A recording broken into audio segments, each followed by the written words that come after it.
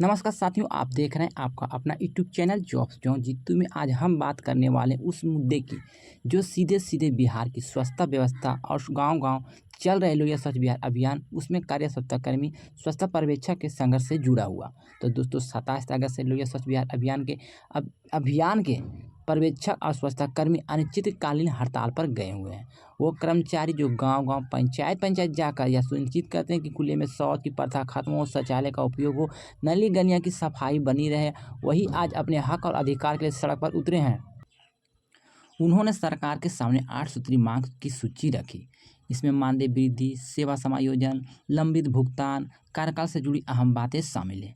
अगर इन मांगों पर सरकार ध्यान देती है तो एक तरफ से सरकार कर्मियों को स्वच्छता पर्यवेक्षक स्वच्छता कर्मी की भविष्य सुरक्षित होगा और दूसरी तरफ स्वच्छ बिहार मिशन की नई नीति को नया रुख मिलेंगे। तो आइए जानते हैं, इस वीडियो को आप लोग अंत तक देखिएगा, सारा जानकारी आपको समझ में आ जाएंगे कि आखिरकार लोग ये स्वच्छता पर्यवेक्षक स्वच्छता कर्मी क्यों हड़ताल पर गए हैं। इसमें 8 सूत्री मांग क्या-क्या है, अपने मांग को लेकर क्या इसमें बातें कही गई है, इसका असर कर्मचारियों और आम जनता पर कैसे पड़ेगा और सबसे अहम सरकार की क्या प्रतिक्रिया हो सकती है। तो दोस्तों, आखिर तक वीडियो को देखिएगा, क्योंकि इस मुद्दे में सिर्फ हज़ारों कर्मचारियों को नहीं बल्कि पूरे बिहार के गाँव-गाँव सफाई, स्वास्थ्य और भविष्य का सवाल है। लेकिन उससे पहले आपसे छोटी-सी रिक्वेस्ट करते हैं कि अगर आप लोग चैनल पहली बार जुड़े हैं तो चैनल को सब्सक्राइब करें, साथ में बेल वाला आइकन को प्रेस करें, जिससे कि भविष्य में कोई भी अपडेट, कोई भी जानकारी आए, इससे रिलेटेड जिसकी जानकारी सबसे पहले आपको नोटिफिकेशन के माध्यम से टाइम पर मिल सके।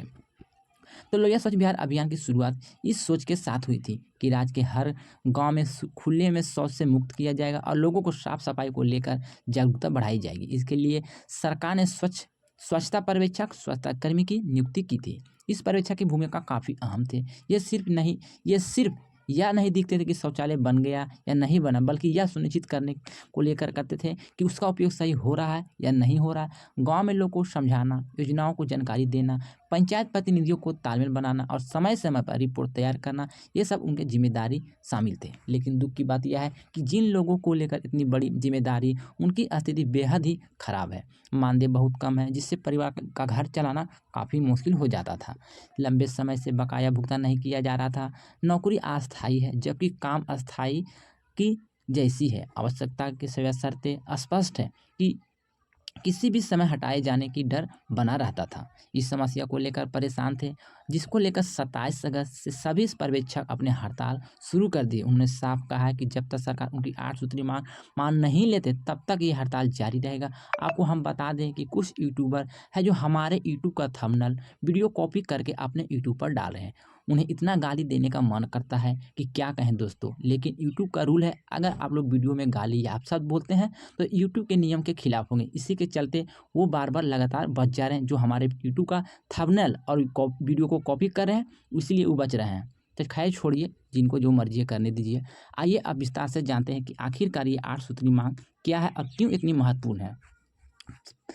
पहला में समझिएगा कि अस्थायी, जो कि पूर्णकालिक नियुक्तियाँ हैं, यानी कि अभी स्वच्छता पर्यवेक्षक को अस्थायी या अनुबंध पर रखा गया है।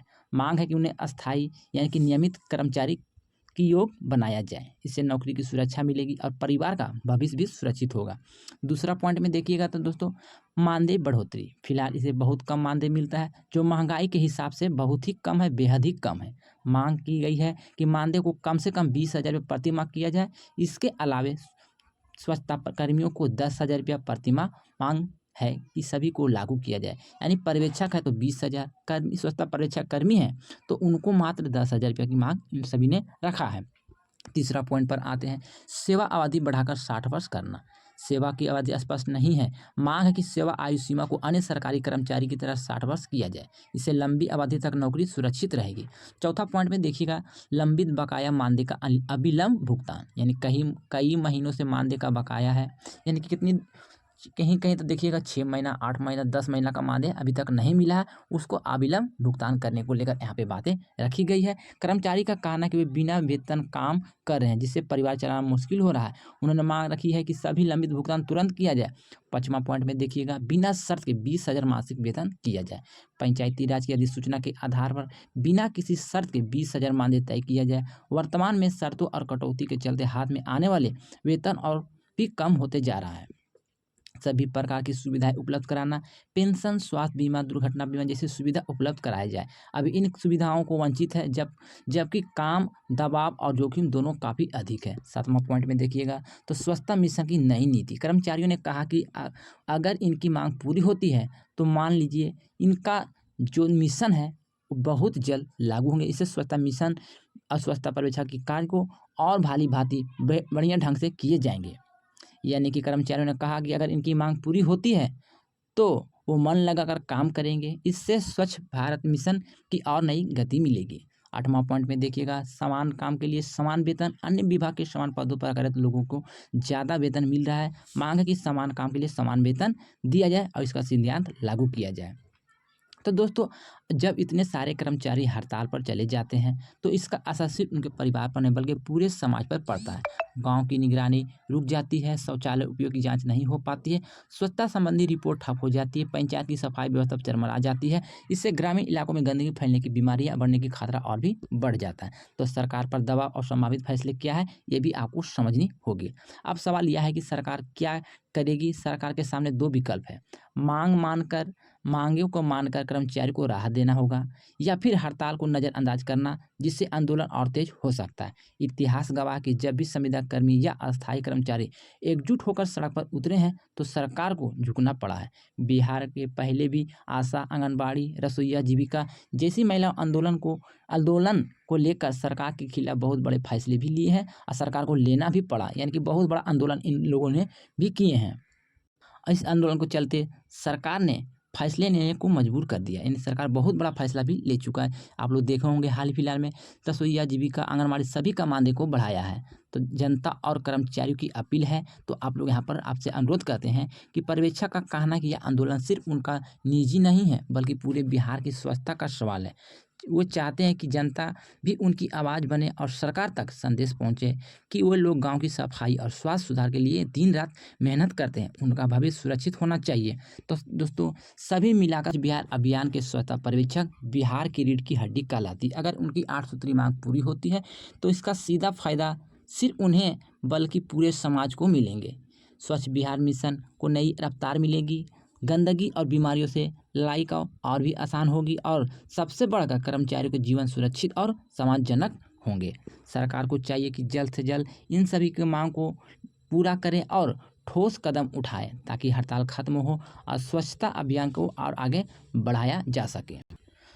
तो दोस्तों ये थी आज की बड़ी खबर। तो आप भी जब मानते हैं कि इन कर्मचारियों की मांग जो है जायज़ है तो इस वीडियो को ज़्यादा से ज़्यादा शेयर करें। चैनल पर पहली बार जुड़े हैं तो चैनल को सब्सक्राइब करें, वीडियो को लाइक करें और अपने यार दोस्त को ये वीडियो ज़रूर शेयर करें। अगर ये जानकारी आपको थोड़ा सा भी अच्छी लगी है तो आप कॉमेंट में अपना राय भी ज़रूर दीजिएगा। क्या ये जानकारी आपके लायक लाभदायक थे या नहीं थे ये भी कॉमेंट में बताइएगा। साथ ही मैंने सारा इन्फॉर्मेशन, सारा जानकारी बताने का काम किया है। फिर भी अगर कोई जानकारी हमसे छूट गए हैं या बोलने में कोई मिस्टेक हो गए हैं तो आप अपना छोटा भाई समझ के क्षमा कीजिएगा, क्योंकि आपसे संबंधित कोई भी जानकारी, कोई भी अपडेट आते हैं तो सबसे पहले मैं आपको बताने का प्रयास करते हैं। और ये जानकारी जो निकल कर आ रही थी प्रभात खबर के द्वारा ये प्रकाशित किया गया था। मैं आपको बीच में आपको ये थोड़ा सा पेपर का कटिंग दिखाए हैं। चाहे तो आप अच्छी से पूरा वीडियो देख लीजिएगा तो आपको पेपर कटिंग भी दिखाई पड़ जाएंगे। तो साथियों मिलते हैं नई वीडियो में नई अपडेट के साथ। जब तक के लिए good bye, thanks for watching.